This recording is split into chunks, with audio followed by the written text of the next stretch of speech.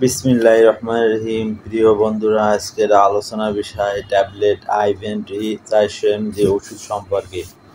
এই ওষুধটি একটি অ্যান্টিবায়োটিক জাতীয়। ওষুধটির জেনেটিক নাম মক্সিফ্লোক্সাসিন আর প্রস্তুতকারক company square pharmaceuticals limited.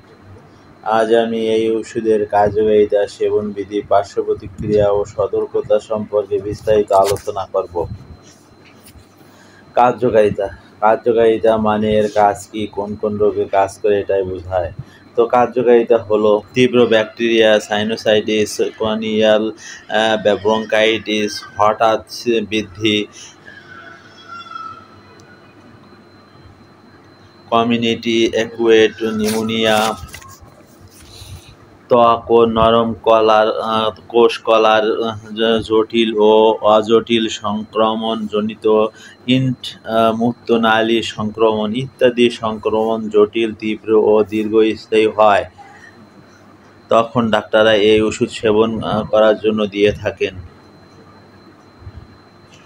Bacteria সৃষ্টি সংক্রমণে যেমন শ্বাসতন্ত্রের সংক্রমণ, নিউমোনিয়া, ব্রঙ্কাইটিস, শ্বাসকষ্ট, তীব্র কাশি, সাইনোসাইটিসের প্রদাহ, নাক, কান, গলা প্রদাহ ও সংক্রমণ, টনসিলের প্রদাহ, কাটা ছেঁড়া প্রদাহ বা সংক্রমণ, পেটে ব্যাকটেরিয়া জাতীয় সংক্রমণ, মূত্রনালী সংক্রমণ বা প্রস্রাবের জ্বালাপোড়া ইত্যাদি সমস্যায় এই ওষুধ খুবই কার্যকর।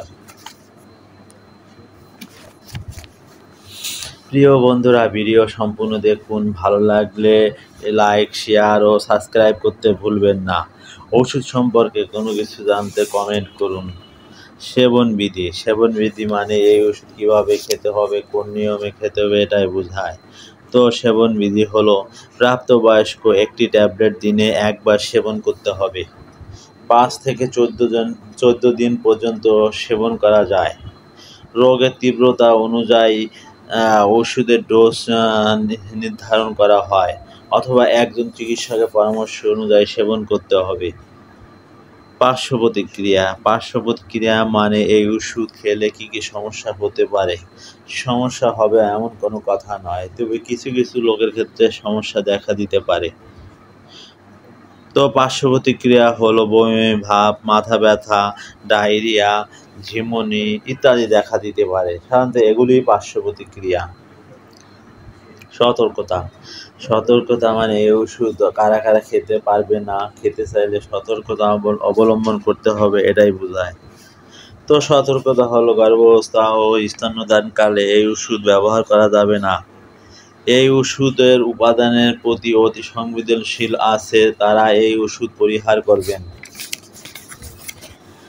যাদের হার্ট ও লিভারের সমস্যা আছে তারা এই ওষুধ পরিহার করবেন। কিডনির সমস্যা আছে তারা অবশ্যই এই ওষুধ সতর্কতার সাথে অবলম্বন করবেন।